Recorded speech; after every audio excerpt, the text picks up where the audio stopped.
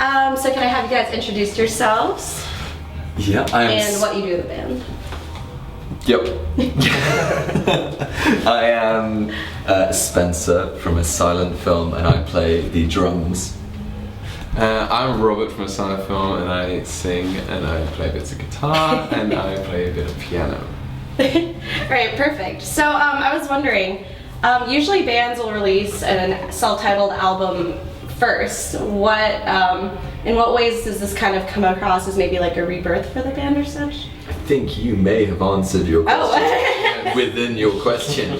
No, we forgot to do it on the first album, and then we were so bummed out that every other band had done it, and we were like, you know what, we missed the trick, and we had a couple of lineup changes for this last record, and I think Robert and I felt that this was, in many ways, a rebirth of the silent film. So yeah, that was the kind of idea behind it. So does having had two people leave the band and having this rebirth, does this album kind of represent where you guys are right now creatively or musically? Definitely, yeah. But it is our third record, and we've learned so much being in a band. It just feels like what Spencer and I have achieved together, just this is like the best of everything that we've done so far. Yeah, you guys have been working together a while. Yeah, exactly. Yeah. About 50, 60 years now, actually. We look incredible. You do. Like unbelievable. You need to tell me your secret after this. And on this record, you guys worked with Matthew Wilcox. Big fan because he's worked with Foster the People as well. And I know that he's touring with you guys now too. He's literally right in there. I can't believe I did not expect him to want to play in our band, but it's pretty cool, pretty flattering. How's that come together? He just sort of mumble. He doesn't whisper mumble when he's not sure about it. Why did I come out with you guys? I could come out. It was more just the case we were sort of openly looking for musicians in front of him without considering him. Because it was a sort of like, I could play. Like, you don't want to tour. It's like, I could tour. So now he's touring, and it's like, he's good at touring. He's good at it. What does he do on stage? He's like a jack of all trades. He does a bit of everything. He adds a lot of vibe.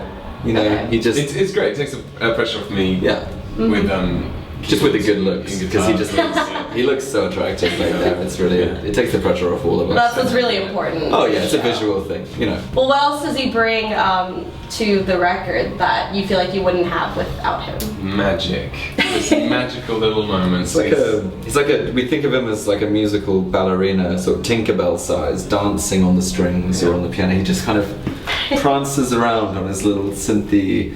In his little synthy world on top of our songs, and it just adds this sparkle that apparently Robert and I don't have sparkle. He's a very calming force as well, isn't he? He is. Calming force?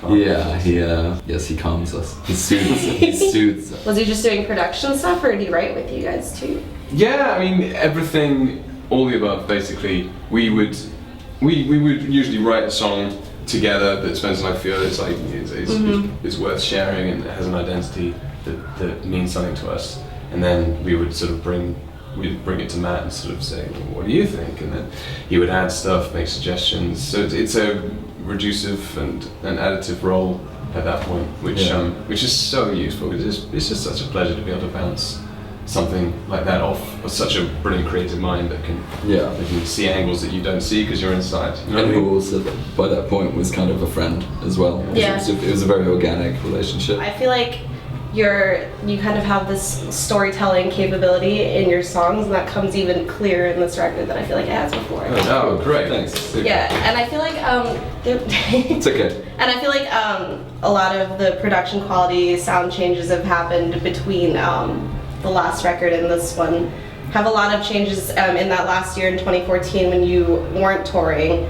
Have a lot of changes happened that made that happen for the record? Yeah, without doubt. I mean, we're getting sort of better as we go about sort of getting the idea of what you want out there and onto a finished record, which is it's a strange challenge that you don't really sort of realize. But if you don't expose yourself to certain music, if you don't expose yourself to certain instruments and keep your antennas up, you end up perhaps with a slightly shallower sounding record. So we've reached further. We've gone into sort of different areas musically in order to just have the most colourful record we can.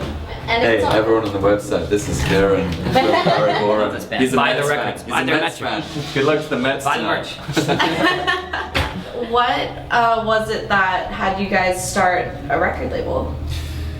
So I guess we would say we haven't started a record label. We need to have because We of the have, way but that we haven't. Yeah, We have. I mean, you're absolutely right. You're not wrong. Like, it was a good question, a valid question.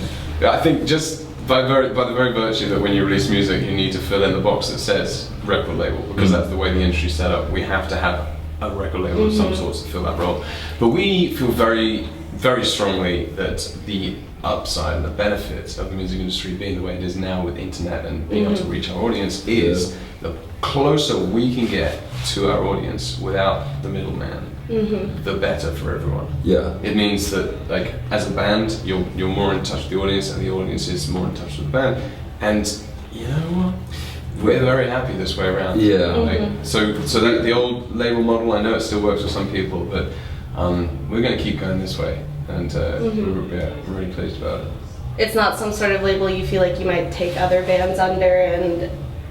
I mean, I never know. I definitely Never say never. always think never say never, no. But that's certainly not why we set it up. We set it up to minimize any kind of middleman in between us and our fans. Perfect. And speaking of the fans, we asked a few fans for some questions. Oh, cool. Okay, firstly, Beth Talisman was wondering, how does the dynamic of the band change with a shift in the players?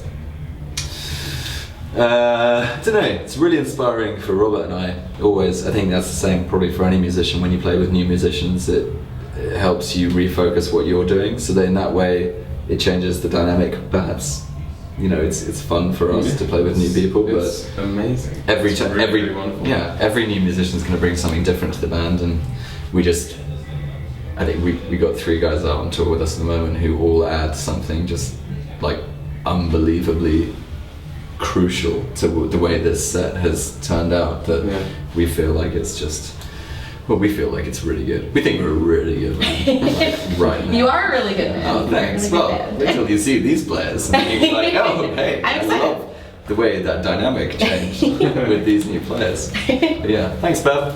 And Joe McClure is wondering, why include songs from New Year on a silent film rather than leave way for new material? I think New Year EP was... We actually had intended that all the songs on New Year EP would probably end up on the album, and it was only because we ended up with so many songs that we loved that we wanted to change that, and we actually only put 2 of them on the record. We saw it more as like an extended single, perhaps, like an early release. EPs do fall not away. They do not garner the same attention Yeah. and respect in people's record collections, and it would be foolish to leave an important song for the band that Right. will play live off an album, because it will not get listened to as much. Yeah. And that's just the way that people are used to sort of listening to music. So I would have loved to have had all the songs off the EP on the album, to be honest. But we'd written so much new music. Yeah, it just fell the way it did, and that was instinctive. That was decisions about how the music sat together, what would make the best album, album out of everything that we had. Yeah, I think the ones that you did put on the record fit. Yeah, Right, that's thanks, it. yeah. And that was really what it came down to. Everything was in the pot, and then there was just one ordering that seemed to work more than anything else. Kenzie Bartels asks, if you came to the US without playing any shows, which cities would you want to stay in? Ooh, like under the radar Yeah. ASF visit. I think they'd probably be different. I mean, Robert would be New York, Of course. because he loves New I York. love New York and Las Vegas. You do love Las Vegas. I adore Las Vegas in such an idiotic way, but I adore Las Vegas. Idiotic how? I suppose I do love gambling, but it's not like I'm some Yes. Las Yes. Vegas type. That's not exactly my thing. But I just love how it's unashamedly, it knows what it is.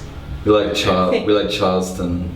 Oh, Charleston, South Carolina. South Carolina? Oh, Yeah, goodness. like Charlotte to North Carolina. Got a lot of time for Denver.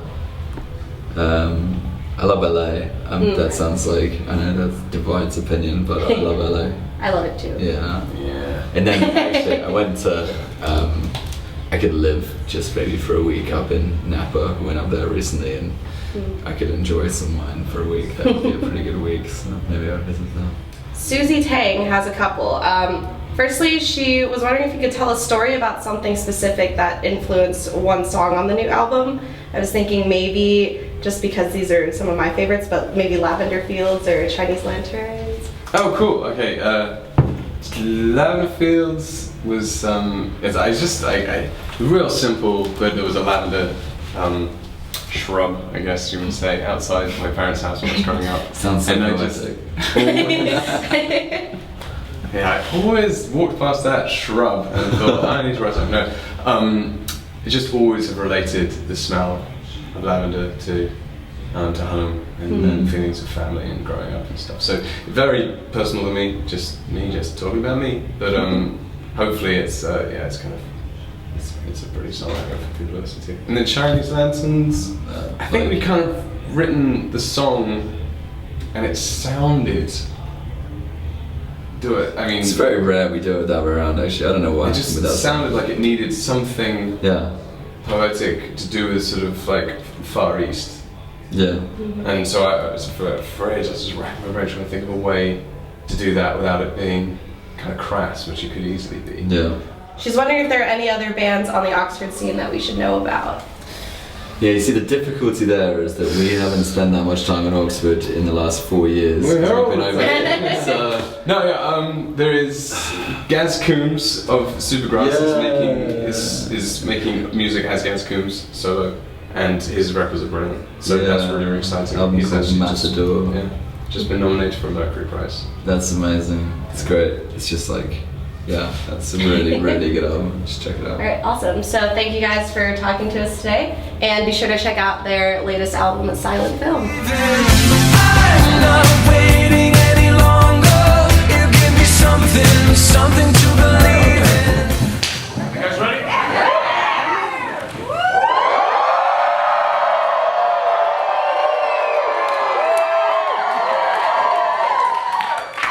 Thank you so very much. Did that work, Jacob?